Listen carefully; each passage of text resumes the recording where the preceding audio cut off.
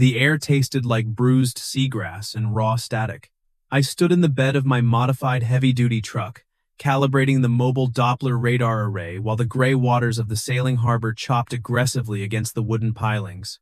The barometric pressure on my ruggedized laptop screen had just plummeted to 988 millibars, a sharp drop that sent a familiar, cold adrenaline straight through the soles of my work boots. I was adjusting the pitch of the anemometer with a socket wrench when the wooden dock groaned under a sudden weight. I looked down and saw Eloise Sanchez standing there, wrapped in a faded yellow slicker that was 2 sizes too big for her. She was my neighbor, living in the stilt-house next to my rented slip, a 36-year-old artist who spent her days painting coastal flora and her evenings carrying a visible, heavy exhaustion. Her dark hair was whipped across her cheek by the rising wind, and her hands were jammed deep into her pockets. She stared at the turbulent water for a long time, watching a stray buoy violently bob against the current before she finally looked up at my truck. "Alan," she said, her voice barely carrying over the sound of the halyards slapping against the aluminum boat masts. "Richard was just here." I tightened the mounting bracket on the radar dish. "The developer fellow who drives that imported car and complains about the seagulls?" She nodded. She let out a short, jagged breath, rubbing her temple with 2 fingers. She stepped closer to the edge of the dock, looking down at her scuffed rubber boots. Her knuckles were bone white inside the pockets of that oversized coat, bracing for another hit.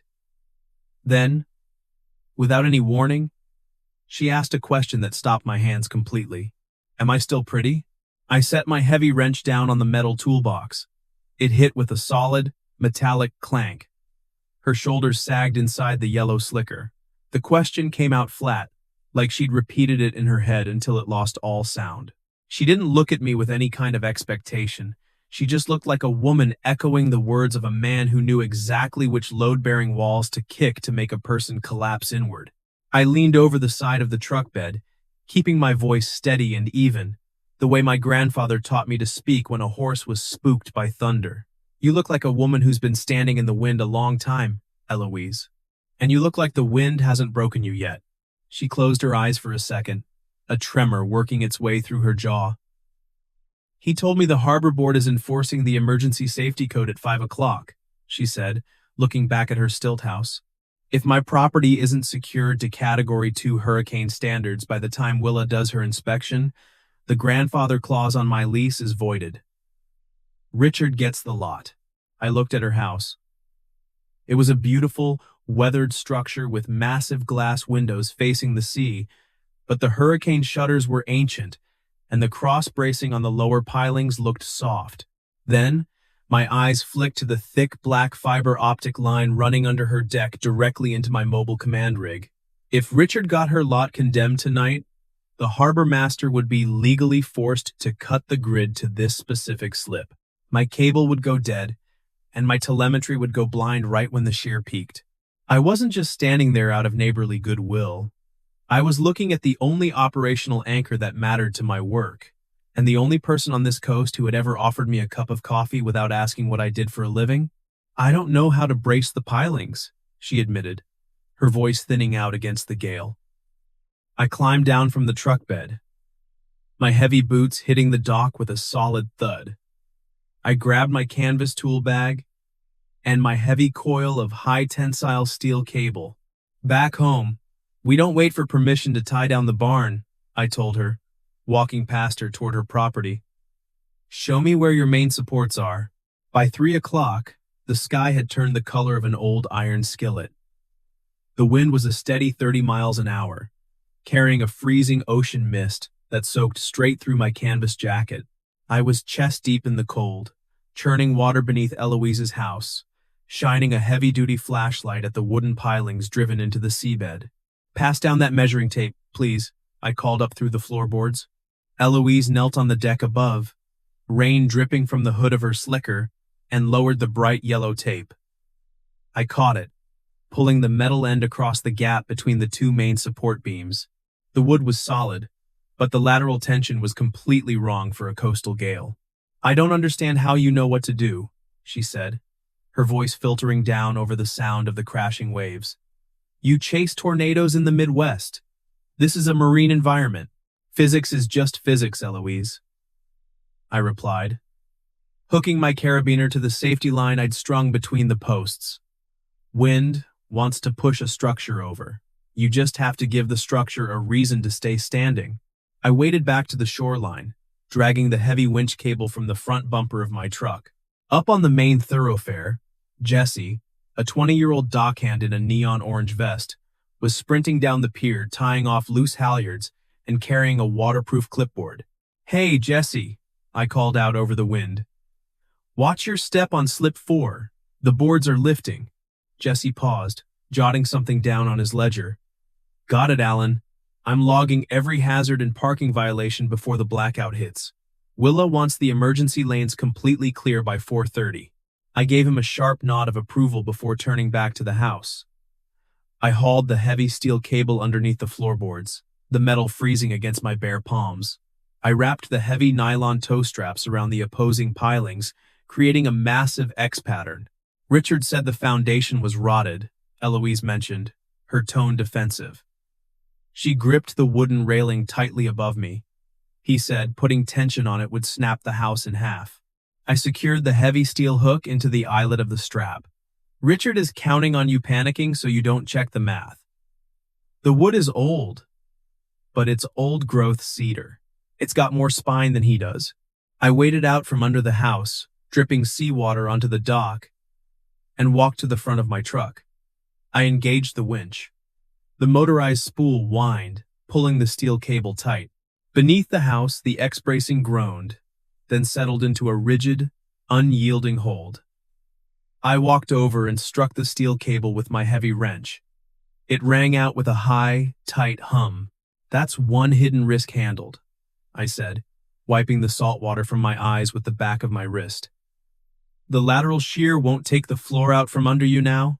Eloise stood on the stairs, watching the taut steel lines. Her shoulders were shivering inside the thin raincoat, her hands shoved deep into her pockets. I walked over to my gear bag, pulled out a pair of dry, insulated leather work gloves, and held them out to her. "Your hands are going to get raw handling the shutter bolts," I said, my tone mild. "These are a bit big, but they keep the wind out." She looked at the gloves, then up at my face. She took them slowly. A sleek black SUV pulled slowly down the gravel road of the marina, its headlights cutting through the premature dusk. It parked right behind my radar truck, its tires crossing the painted yellow line, entirely blocking the emergency fire lane. The door opened, and Richard Watson stepped out, holding an umbrella that immediately inverted and snapped in the wind. Up on the ridge, I saw Jesse the dockhand stop in his tracks, look at the illegally parked SUV, and immediately start writing on his waterproof clipboard. I tightened my grip on my wrench. The real storm hadn't even made landfall yet. Richard walked onto the dock, flanked by Willa Bailey. Willa was the harbormaster, a tough woman in her 50s wearing a high-vis jacket. She carried her own clipboard, her jaw locked in a tight line. Willa hated Richard's corporate bullying, but the marina board paid her salary, and she was strictly bound by the bylaws. She shot me a deeply apologetic look. She had to enforce the rules, even if she despised the man quoting them. 5 o'clock, Eloise, Richard announced, his voice projecting easily over the wind. He tossed his broken umbrella aside. He was wearing a tailored waterproof jacket that looked like it belonged on an alpine ski slope, not a working commercial dock. Time for the compliance check. Eloise stood on her porch, her posture rigid. The oversized leather gloves I gave her were balled into tight fists. "The storm isn't hitting until tomorrow morning, Richard." "The deadline is the deadline," he countered smoothly, offering a practiced, condescending smile. "It's for your own safety, El. You know you can't handle a property like this on your own. You always let things fall apart." I felt a hot spike of irritation hit the back of my neck. I stepped up onto the wooden planks, positioning myself exactly between Richard and the base of Eloise's stairs. Willa stepped forward, clicking her pen. "All right, let's look at the lower moorings first." Richard gestured grandly toward the pilings, fully expecting to see the slack, rotting ropes he had noted yesterday. Instead, Willa shone her heavy maglite under the house. the beam illuminating the shining steel cross-bracing and the heavy-duty toe straps locked in absolute mathematical tension. Richard's smile faltered. He blinked, rainwater dripping from his expensive haircut. "What is that?" "That," I said, "is a 3-ton load-bearing cross-tie, rated for sustained winds of 120 miles an hour. Standard farm logic. The earth doesn't move, and neither will this house." Willa let out a low whistle, checking a heavy black box on her clipboard. "It's solid work. Code compliant." Richard turned his glare on me, his face flushing. "You aren't a licensed marine contractor. You're a weather boy." "I'm a meteorologist," I corrected him politely, my voice a slow drawl that never rose in volume. "And I don't need a marine license to read a tension gauge." "The pilings pass." Richard scowled, pointing a finger at the massive wall of glass on the second floor of Eloise's studio. "Fine. But the upper studio windows aren't shuttered. The bylaws state all fragile facing must be boarded against projectile damage." Eloise stepped down one stair. "The tracks for the storm shutters are warped. I couldn't get the metal sheets to slide." "Then it fails," Richard said instantly, looking at Willa with triumphant satisfaction. "Write it down, Willa. The property is condemned under the emergency order. Cut the grid to this slip." "Hold on," I interrupted, pulling my phone from my pocket. I opened my secure radar application, the screen glowing with bright reds and purples over the coastline. The latest buoy pressure drop and wind shear spike just forced an emergency update. "This system is deepening faster than the models predicted. The outer bands hit in 20 minutes. Willa looked at the emergency radio clipped to her vest, listening to the static. "He's right. The Coast Guard just issued a blackout warning. Richard, get off my docks and get to higher ground. Now." "Not until she signs the forfeiture," Richard demanded, standing his ground. "I'll have the windows boarded in 15 minutes, I stated, looking directly at Willa, appealing to the technicality of the law. "Give us the grace period. You know it's the right thing to do." Willa looked at Eloise, then at the thick steel cables holding the foundation. She tapped her pen against the clipboard. "I'll be back at dawn. If the glass holds through the night, she keeps the lease. If it breaks, it's his." Richard sneered, turning up the collar of his expensive jacket.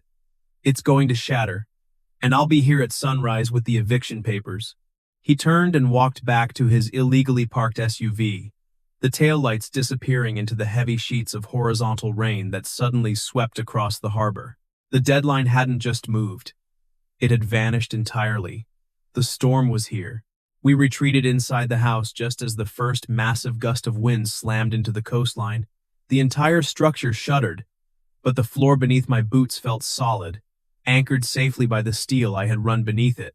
The interior of Eloise's home was a sanctuary of dried flowers, drafting tables, and beautiful watercolor canvases. It felt entirely wrong to bring my muddy boots and heavy weather gear into a space this delicate, so I stayed near the entryway, pulling off my wet jacket. "We don't have 15 minutes to fix warped metal tracks," Eloise said, staring at the massive, unprotected glass wall overlooking the dark ocean. Her voice caught in her throat. Richard was right. I should have fixed them in the spring. "He's not right," I said firmly, walking over to the glass and tapping the frame. "He just knows how to find the cracks in your armor. We aren't using the tracks." I went back out to my truck, fighting the wind that nearly tore the heavy metal door from my grip, and hauled inside 3 heavy sheets of marine-grade plywood and my cordless impact driver. I dropped them on the hardwood floor. "We're going to drill them directly into the wall studs from the inside," I explained, tapping the drywall with my knuckles to find the solid wood frame. "It'll ruin your paint, but it'll save the glass from the pressure differential." Eloise didn't hesitate. She went to her tool drawer and pulled out a box of 3-inch construction screws. "Do it. Paint is cheap." I held the heavy plywood sheets against the glass, my shoulders burning under the dead weight, while she drove the screws into the studs. We didn't talk. We just worked. She was precise, capable, and fiercely focused. 3 boards later, The last screw bit into a stud with a sharp mechanical whine, and the harbor went completely black. The power grid had failed. The sudden darkness was absolute, accompanied only by the deafening roar of the wind battering the plywood we had just secured. Eloise exhaled a long, shaky breath in the dark. I reached into my bag and clicked on a heavy battery-powered lantern, casting a warm, golden circle of light across her kitchen island. "I have a camp stove," she said quietly, setting the drill down and moving toward the pantry. "I can make coffee, if you want." "Black coffee sounds perfect right now," I replied, sitting on one of the wooden bar stools. I watched her pull the small propane stove out, her movements careful and steady despite the chaos outside. "If you ever paint storm clouds, remind me to buy the frame and a stronger coffee." A tiny, breathless laugh escaped her lips. The heavy tension in the room dialed down a fraction. She brought over a French press and 2 ceramic mugs, setting them down next to my laptop, which was running on its internal battery. The screen showed a massive red hook echo chewing through the coastline. I watched her grip the warm mug. Her knuckles were no longer white. "I'm angry," she confessed, staring at the swirling colors on the radar. "I let him convince me for 3 years that I couldn't survive without his money and his guidance. Every time something broke, he made sure I knew it was my fault. When the storm warning hit today, I believed him. I believed I was going to lose my home." She looked down at the dark liquid in her cup. "I hate that I asked you that question on the dock. It's what he used to value me. If I wasn't useful, I had to be decorative." I reached out and gently shifted the laptop so she could clearly see the data stream. "Look at this number right here. The sheer velocity." She leaned in, the golden lantern light catching the side of her face. "What does it mean?" "It means the wind is moving in 2 different directions at the same time, trying to rip the atmosphere apart," I explained, keeping my voice low and steady against the noise outside. "It's the most destructive force in nature. And right now, it's hitting the walls of this house. And the walls are holding. You helped sink the screws. You bought the time. You aren't decorative. Eloise, you're the foundation." She looked up from the screen. Her fingers tightened around the ceramic mug, her eyes reflecting the bright radar display. She let out a long, slow breath, the tension leaving her posture entirely. She reached across the counter and gripped my wrist. Her fingers were warm, and her grip was fiercely tight, anchoring herself to the reality of what I was saying. I wanted to turn my hand over and interlock my fingers with hers. Instead, I stayed perfectly still, letting her hold on for as long as she needed. A sharp, violent tearing sound ripped through the ceiling above us. We both looked up instantly. The heavy wooden beams of the ceiling shuddered. Another tearing sound, like a giant sheet of canvas being ripped in half, echoed over the roar of the storm. "The roof tarp!" Eloise gasped, her grip on my wrist tightening painfully.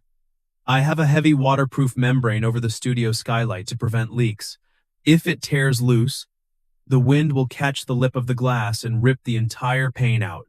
If the skylight blew, the pressure inside the house would instantly blow out the plywood we just installed. The house would be destroyed. Richard would win." "Where is the roof access?" I asked, already moving toward my wet gear by the door. "You can't go up there," she argued, stepping quickly in front of me. "Alan, it's a Category 2 hurricane. You'll be blown off." "I have a climbing harness in my bag." "I need you to anchor my line," I instructed, my tone shifting from conversational to absolute command. I pulled my heavy weather jacket back on, securing the straps of my safety harness over my chest. I grabbed my impact driver, a handful of heavy lag bolts, and a thick wooden batten. I clipped a locking carabiner to the heavy steel D-ring on my chest, handing her the other end of the thick climbing rope. "Wrap this around the central timber column in the hallway," I told her, making sure she understood the mechanics. "Feed the slack out as I climb. If I slip, lock it down. You are my anchor." She looked at the heavy rope in her hands, then at my face. She didn't argue. She stepped up to the massive wooden pillar and threw a perfect clove hitch around it, gripping the trailing end with the thick leather gloves. She planted her boots wide on the floorboards. "I've got you." I opened the heavy metal roof hatch in the hallway. The noise was instantly deafening. Rain hit like gravel thrown hard against my cheeks. I pulled myself up onto the flat section of the roof, the wind immediately trying to throw me backward into the dark. I dropped to my knees, crawling against the gale. The heavy black tarp covering the massive skylight was flapping violently.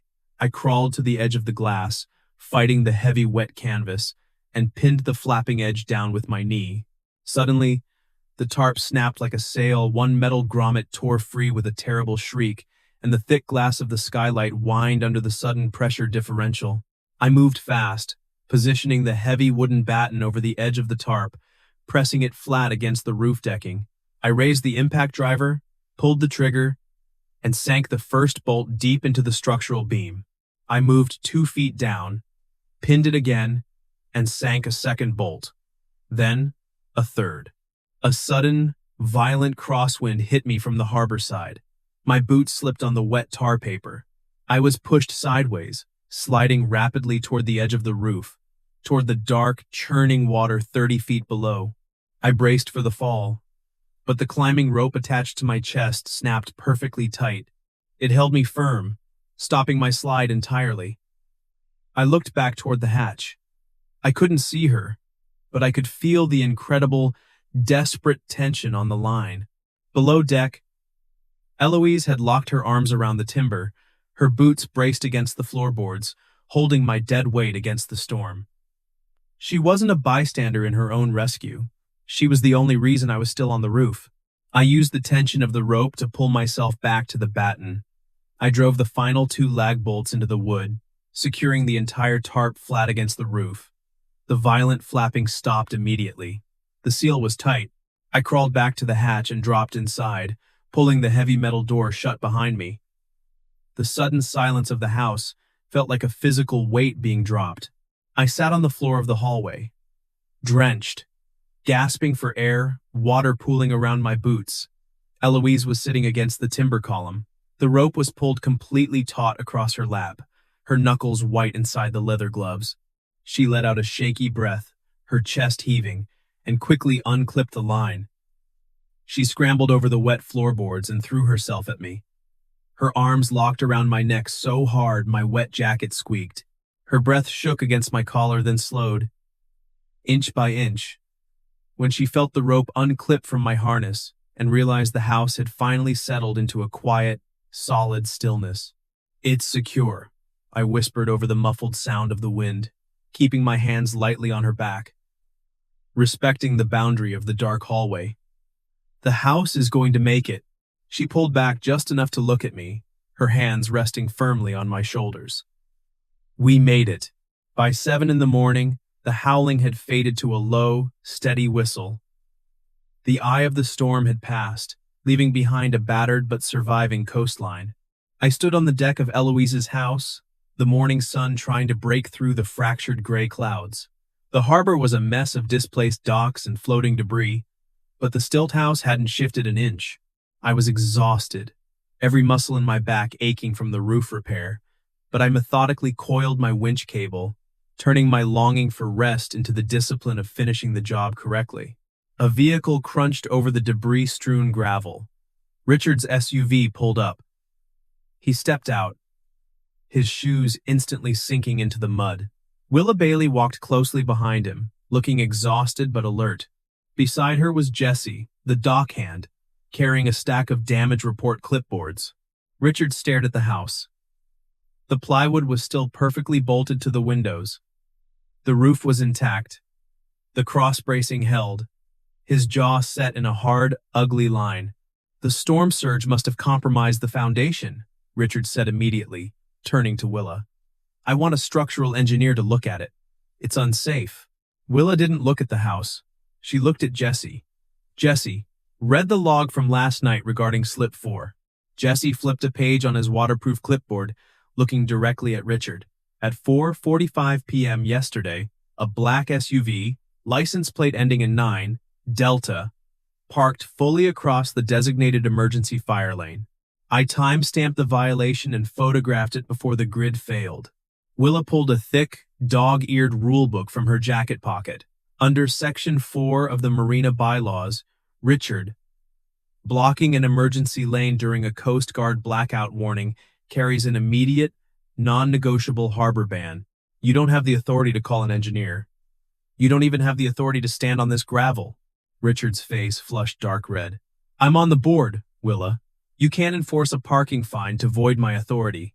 I'm the harbormaster, Willa countered, her voice ringing with the quiet satisfaction of a woman finally able to use the rules against the rulemaker.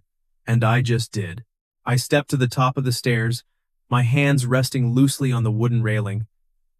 I reached into my jacket and pulled out a printed sheet from my laptop. I walked down the stairs and handed it directly to Willa. That's the real-time telemetry from my Doppler rig. It proves the house sustained 0 lateral shift during peak wind events. It exceeds code. Willa reviewed the data, a genuine smile breaking across her tired face.